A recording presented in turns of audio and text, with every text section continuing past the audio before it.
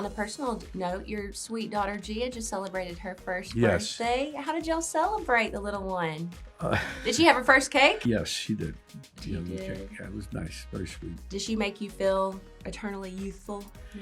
Well, she's pure joy. There's nothing about her. There's no judgment. There's no anything. She is what she is, and it's just pure joy. What can I say? She is precious.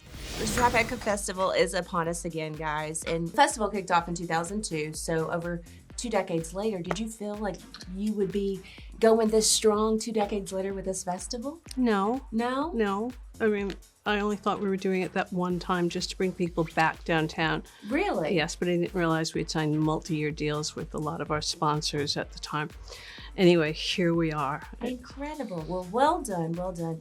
What do you hope is the legacy that the festival carries on? We started because of an act of terrorism in our city, in our country, and we took artist voices, our voices, passionate voices, and showed different points of view from around the world, and that we have given we've given platforms to so many emerging and diverse voices. And the diversity continues this year, and close to 600 events. Are you going to be at all 600, Robert? Yes. I figured you were going to be the mascot, the ringleader of all of them this year, for sure. But you are a big part of this year's celebration. But first, on opening night, you've got the documentary Diane von Furstenberg, Woman in Charge. So DVF, she isn't from New York City originally, but I would say she's like a quintessential New Yorker. But why is the film fitting to kick off this very New York festival? Well, I think Jane should answer that. Okay. She's a remarkable woman that we've so many of us have looked up to, and here's more of her story that we haven't heard before. It's her. She's always been her authentic self, and she just picks herself up no matter what it is and keeps moving forward. So we're embracing her 100%, and some wrap dresses too. I know. I'm sure we'll see some wrap dresses being worn that night. Might we see Tiffany, Possibly. rocking an iconic wrap dress? Could be. Yeah. Could be. A man of few words, Robert. I love it. So we're celebrating your 80th year this summer with the Niro Con. You get your own con. What do you make of that? I wasn't sure what to make of it when Jane started it. Was it too much excitement for you? Is it going to be? Yeah, well, no, whatever. But it's an interesting thing, and I'm looking forward to it. I mean, I really will be enjoying the career spanning exhibit with over 300 items from your personal archives. Why did you want to reveal these personal items to the public now? Well, a lot of them, I think, are from, I sent stuff to the Harry Ransom Center in the University of Texas. Okay. And so they got that stuff.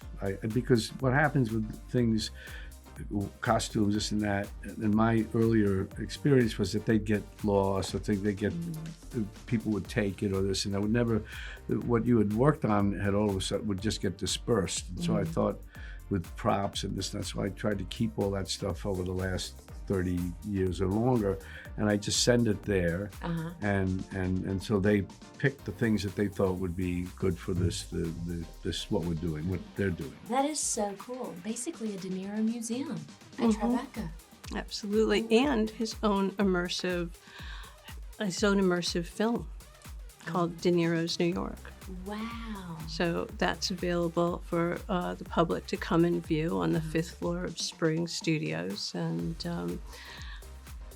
get to see a little bit of behind the scenes of what has made Bob do all these amazing things over the years. That is awesome. And you also have a lineup of collaborators that you've worked with over the years. They're coming in to make an appearance as well, from Martin Scorsese to Billy Crystal, Whoopi Goldberg, Christopher Walken. Did you call them all up and say, hey, can you do me a favor? Can you do me a solid? No, they were nice enough to do it, but I didn't call them. Jane did. Lovely Jane. And Quentin Tarantino and David O. Russell. Was it just an immediate yes from all these people? Yes.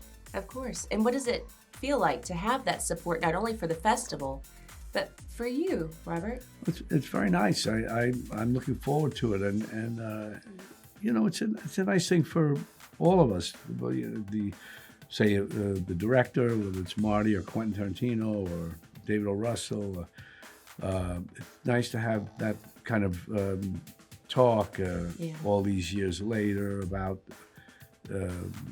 the movies, and people can get some more information about them and insights and so on. Yeah, so, we always like a look behind the scenes, how was it made and all that jazz. So wonderful. There's going to be a conversation, a reunion, a 50th anniversary of Mean Streets. Of course, you did that with Marty.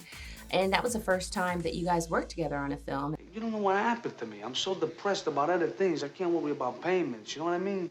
And since then, you've collaborated so many times. But what was it about working together on that first set that just allowed you to create that bond and that collaborative kind of chemistry with each other? Marty, I had sort of known as a kid a little bit. We knew of each other. We didn't hang out together, but we were in different areas of the Lower East Side, and we had a mutual friend who'd go back and forth and sort of give information about what's happening with Marty's group and mine, blah, blah.